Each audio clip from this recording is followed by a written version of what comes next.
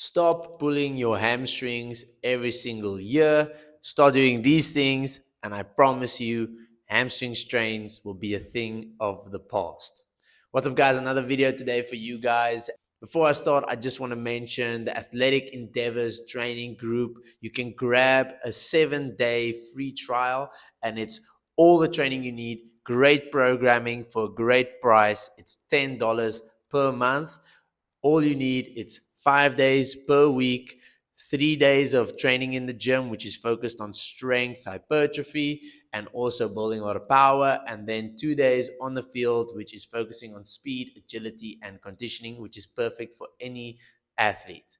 This program is obviously at a great price, and you need a program to follow in your athletic development. Don't just save stuff off of Instagram and workouts and follow random stuff. You need a detailed program that you can follow every month. And that is why this program is great, because every month you get a brand new program that you can follow without getting too bored with your old one. All right, that's all for that. And let's get into the video. Today I want to talk about hamstring strains. I have a lot of athletes who have reoccurring hamstring strains, and I think it's time to address what I think athletes need in order to stop this.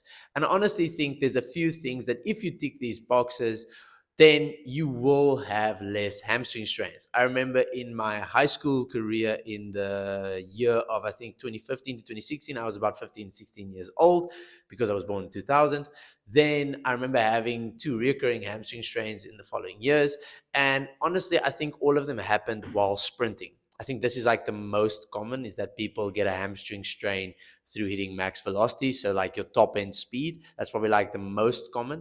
And then other people as well get it maybe from running a bit too much, so not necessarily at high speeds. But generally, I think when I started implementing these things, I really started seeing so much progress and less hamstring strains. And really, I just got more robust, in the sense I didn't every year have some type of niggle that I was struggling with the whole time.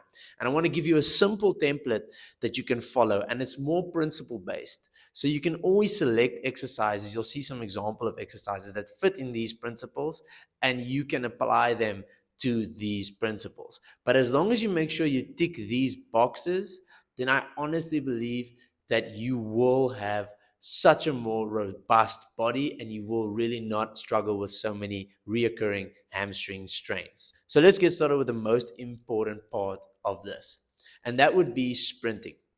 Sprinting is one of the exercises that contracts the overall hamstring musculature the most. Honestly, compared to all exercises out there, sprinting is one of the only exercises that has so much hamstring contraction.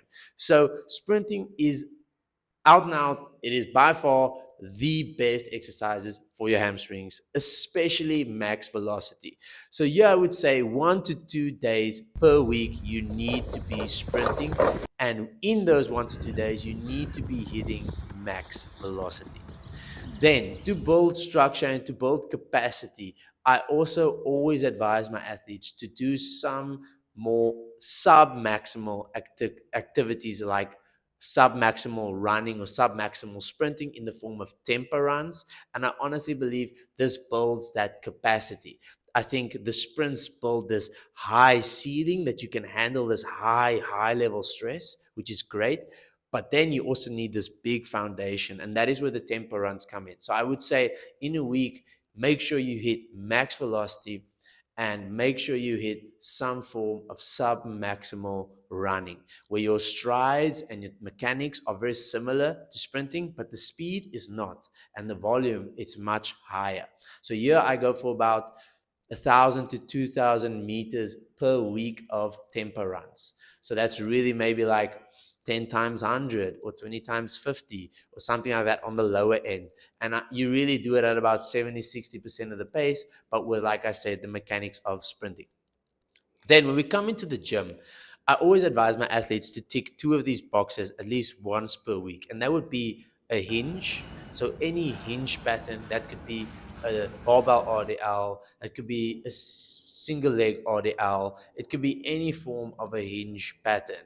You need to be hitting this, and I would advise you to go heavy on this.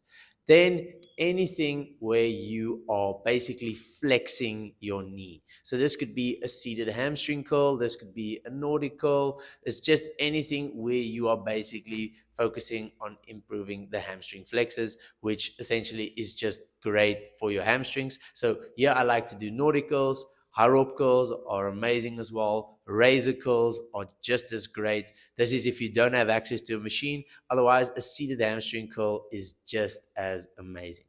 Then one thing I like to do as well is I like to do 2 isometrics in the week for the hamstring. The isometric here is just to, as I said, build capacity in the hamstrings.